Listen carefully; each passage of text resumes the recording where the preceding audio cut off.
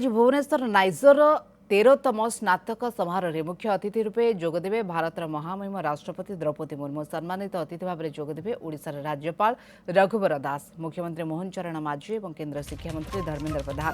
ଏହି କାର୍ଯ୍ୟକ୍ରମରେ ସଭାପତିତ୍ୱ କରିବେ ପରମାଣୁ ऊर्जा विभाग सचिव तथा नाइजर परिचालना कमिटर अध्यक्ष डॉ अजित महांती।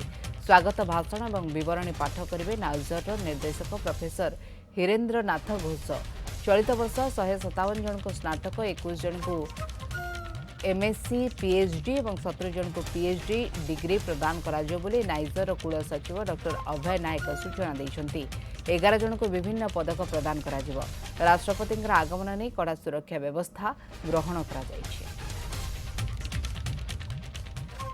महामहिम राष्ट्रपति श्रीमती द्रौपदी मुर्मू आमर 13तम स्नातकोत्सव मुख्य अतिथि भाव में जोग दौरान आसवाई जहाँ जहाँ व्यवस्था सबू सुचारू रूप से पालन कराई सब जगह व्यवस्थित कराई से आसी 10:30 नाइजर कैंपस रे पहुँचे एवं द्वारा संगे संगे आसुचंती राज्यपाल ओडिशा एवं मुख्यमंत्री ओडिशा संगे जोगदेवे।